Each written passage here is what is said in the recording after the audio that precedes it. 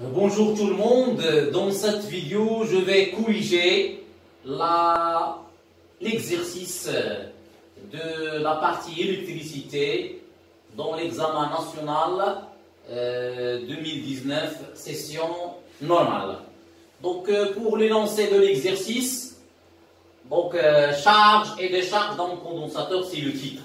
Donc on va réaliser le montage suivant, on va réaliser ce montage qui est constitué principalement d'un générateur idéal de tension de force électromotrice E égale à 10 volts et d'un condensateur de capacité C initialement déchargé, faites attention, et d'un conducteur ohmique de résistance R et d'une bobine d'inductance L et de résistance interne négligeable, et finalement un interrupteur à double position. La première partie, l'étude de la charge du condensateur. Donc on va mettre l'interrupteur K à la position 1 et à un instant choisi comme origine des dates. Un système d'acquisition informatisé adéquat permet de tracer cette courbe. C'est la représentation de la charge Q en fonction du temps. Donc, regardez ici, dans cette courbe, il y a la droite T, représente la tangente à la courbe à T égale à 0. Première question, établir l'équation différentielle vérifiée par Q de T au cours de la charge du condensateur. Deuxième question, trouver en fonction des paramètres du circuit les expressions des constantes A et alpha pour que la solution de cette équation différentielle s'écrive sous la forme Q de T égale à A, facteur de 1 moins l'exponentielle moins alpha T. Et la troisième question, on vous demande de déterminer graphiquement la valeur de la charge Q du condensateur quand l'origine permanente est établie. 3.2, la valeur de la constante du tantôt. Quatrième question, montrer que la capacité du condensateur S égale à 10 microfarads. Et la cinquième question, et la dernière dans cette partie, c'est trouver la valeur de la résistance R. Donc je vais commencer la correction de cet exercice. La première question, on vous demande d'établir l'équation différentielle vérifiée par la charge Q de T. Donc il faut premièrement, bien sûr, l'interrupteur il est en position 1. Donc le courant va passer dans ce sens. Donc ici on a la tension UC, toujours dans la convention récepteur. Ici le conducteur ohmique, donc voilà, donc le courant ici, donc voilà UR comme ça. Donc on va appliquer la loi de la divisivité de tension. Donc d'après la loi d'additivité des tensions,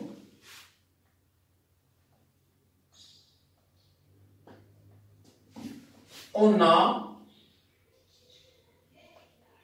la tension UR plus la tension UC égale à E. Or, quoi est égal UR? UR, d'après la loi d'Ohm, c'est R fois I. Et à quoi est égal I? C'est D de Q sur D de T. D'où, donc je remplace, c'est R fois D de Q sur D de T plus UC égale E. Or, Q égale à CUC, ce qui implique que UC égale Q sur C. Donc R, D de Q sur D de T, plus Q sur C égale à E. Donc je vais multiplier le tout par C. Finalement,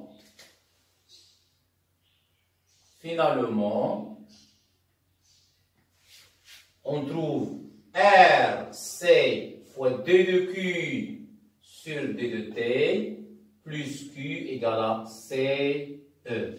C'est l'équation différentielle de mon D. La deuxième question, petit 2, la deuxième question, déterminons l'expression de A et alpha, bien sûr en fonction des paramètres du circuit. Donc on a Q de T égale A facteur de 1 moins l'exponentielle moins alpha T, c'est la solution de l'équation différentielle. Donc je vais dériver premièrement. Alors, pour simplifier, je vais en développer. Donc c'est A moins A, l'exponentielle moins alpha T.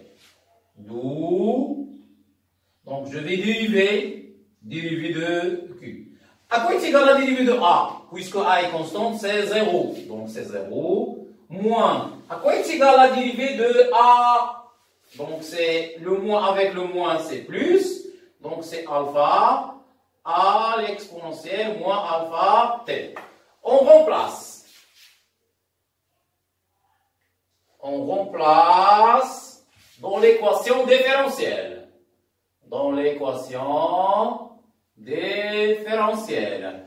Donc on obtient quoi? Donc RC fois la dérivée. Donc fois alpha, A l'exponentielle moins alpha T, plus quoi? Plus Q. Et Q elle est là. Donc c'est A plus A moins A, l'exponentielle moins alpha T, égale à quoi? Égale à C fois E. Alors, je vais factoriser. Avec A l'exponentielle moins alpha T. Facteur de RC alpha moins 1 plus A égale à CE. Donc, cette égalité est vérifiée, quel que soit T, à condition. Donc, on obtient la A égale à CE et R, c'est alpha moins 1 égale à 0. Finalement, A égale CE et alpha égale 1 sur S. Donc, déterminer graphiquement, d'après le graphe de la figure 2. Premièrement, on va déterminer la valeur de la charge grand Q. Regardez, elle est grand Q, ça veut dire qu'elle reste constante. Donc, d'après le graphe,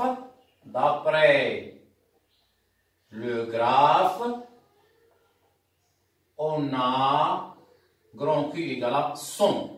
Mais 100 quoi? 100 microcoulombs. Microcoulombs, parce que c'est en coulombs. La deuxième question, 3,2. On vous demande de déterminer graphiquement taux. Donc, bien sûr, on va utiliser la tangence.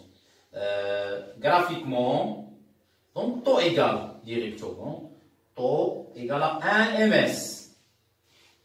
Ça veut dire 1 milliseconde. Troisième question, maintenant la quatrième question.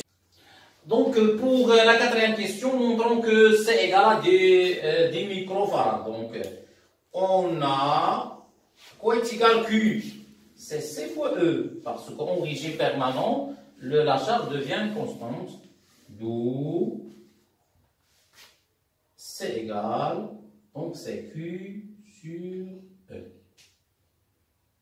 Application numérique. C'est égal, donc c'est 100 microcoulombs, donc je vais utiliser les unités dans le système international, fois 10 moins 6 coulombs sur 10, soit, donc 100 sur, soit c'est égal, c'est 10 microfarads cette fois-ci. Pour la cinquième question.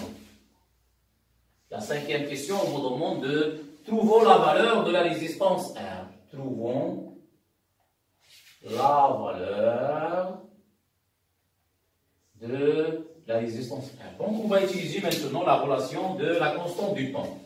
On sait que taux égale à R fois C, d'où R égale C taux sur C. J'encadre cette expression et après je fais l'application numérique. Donc taux c'est 1 milliseconde, donc c'est 1 fois 10 à la puissance moins 3, et le C c'est 10 fois 10 à la puissance moins 6. Soit, après tout calcul fait, soit R égale, donc c'est 100. 100 quoi? Ohm, bien sûr. Donc voilà, la première partie est terminée, donc on va passer à la partie numéro 2. La partie numéro 2, c'est l'étude des oscillations électriques dans le circuit LC. Une fois que le régime permanent est établi, on bascule l'interrupteur K en position 2 à un instant choisi comme nouvelle origine d'état. T égale à 0, on visualise à l'aide d'un dispositif adéquat les variations de la tension UC au bord du condensateur en fonction du temps. Donc la première question dans cette partie, on vous demande de montrer que l'équation différentielle vérifiée par la tension IC de T au bord du condensateur s'écrit la dérivée seconde de IC sur dt carré plus 1 sur LC UC égale à 0. Et la deuxième question, l'une des trois courbes A et B et C de la figure 3 représente pour cette expérience l'évolution de la tension UC. Donc on a trois courbes. On a la première courbe A, regardez ici, donc UC en fonction de T, on remarque ici que l'amplitude diminue, donc ce n'est pas le cas, parce que on a la résistance est négligeable. Et regardez ici, le condensateur est initialement chargé, oui. La deuxième courbe, donc là, à T égale à 0, le condensateur est initialement chargé. Et on a, regardez ici, l'amplitude reste constante. Donc, bien sûr, on parle des oscillations non amorties. Donc, et pour la courbe petit c, donc regardez ici, donc le condensateur est déchargé à T égale à 0. Donc, bien sûr, c'est la courbe petit p qui correspond à l'expérience qu'on a faite. La question numéro 3.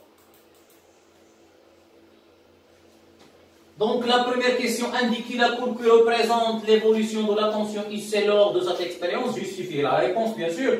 La deuxième question, trouver la période propre T0 de l'oscillateur LC. Et troisième question, déterminer l'inductance L de la bobine. On prend P carré égale à 10.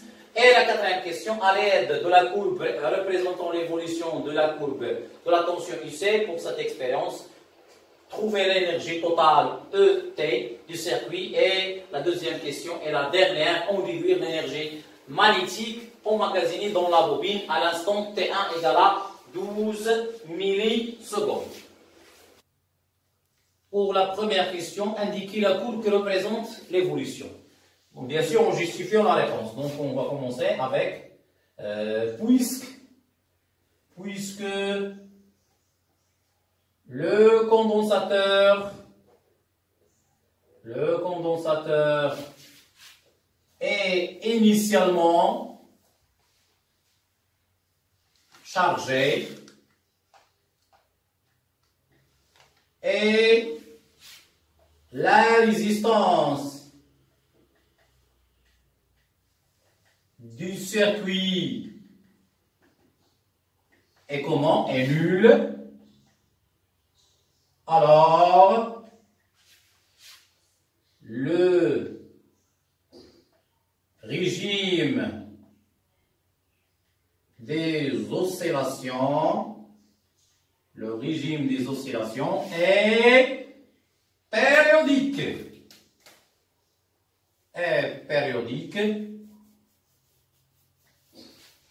Alors, il s'agit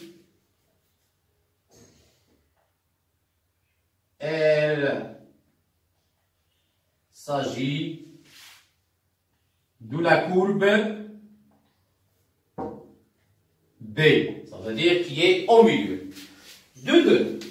La question 2,2. 2,2. Trouver la période propre T0. Trouvons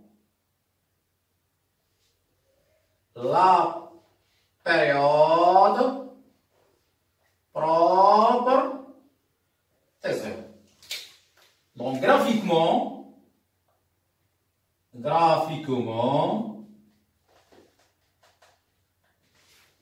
T0 égale 20 millisecondes. Troisième question. Maintenant, on passe à la troisième question. Troisième question, déterminant l'inductance L. Déterminant l'inductance L. D'où la bobine, bien sûr. Donc, on va utiliser la relation de la période propre. On sait que T0 égale 2pi racine de LC, d'où T0 au carré égale à 4pi au carré LC. Finalement,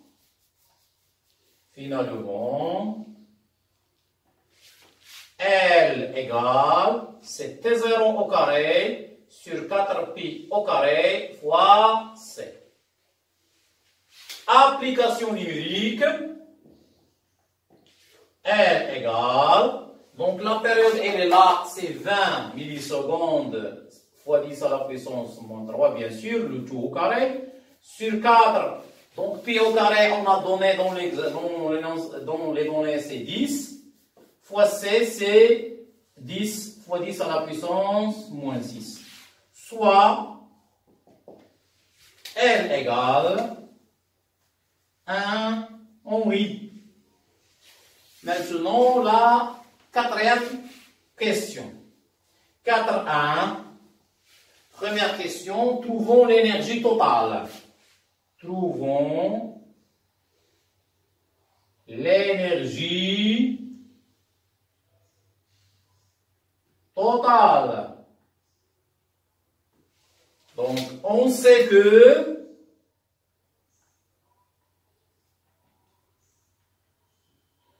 au total de T, c'est l'énergie électrique de T emmagasinée dans le condensateur, plus l'énergie magnétique emmagasinée dans la bobine. Alors,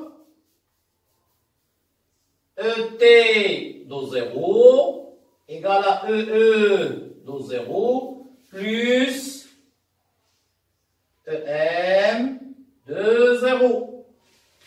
L'énergie magnétique à T égale à 0 est nulle. Pourquoi? Parce que le condensateur est chargé. D'où E total égale à l'énergie emmagasinée dans le condensateur égale à 1 demi C E au carré. Application numérique. Au total égale à 1 demi fois 10 à la puissance moins 6 fois 10 au carré. Soit au total égale, bien sûr c'est en joules.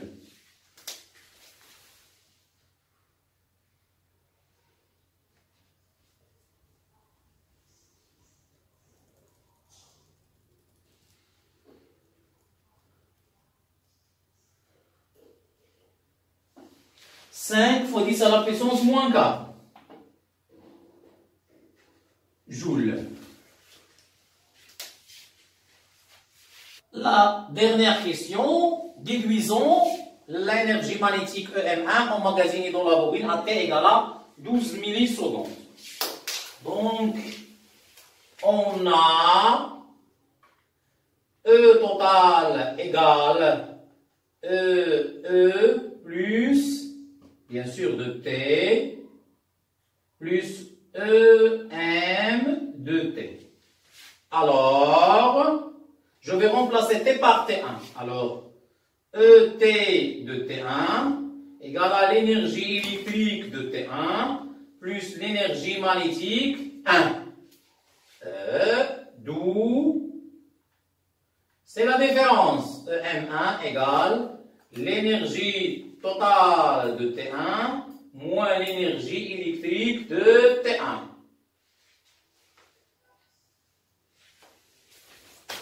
Alors, je continue ici. L'énergie EM1 qu'on cherche égale, c'est l'énergie totale, c'est au total, parce que l'énergie totale reste constante, moins 1,5 C fois UC de T1 au carré. D'après la courbe, à T égale à 1, la tension ici c'est moins 8. Donc je vais faire l'application numérique. L'énergie magnétique c'est 5 fois 10 à la puissance moins 4, moins 1,5 fois 10 à la puissance moins 6, fois moins 8 le taux au carré. Soit, après tout calcul fait, on trouve soit l'énergie magnétique emmagasinée dans la bobine à T égale à 1, c'est 1,8 fois 10 à la puissance moins 4 joules. Voilà, donc c'est la fin de la correction de l'électricité de l'examen national 2019. Vous trouvez l'énoncé de l'exercice en description. Merci.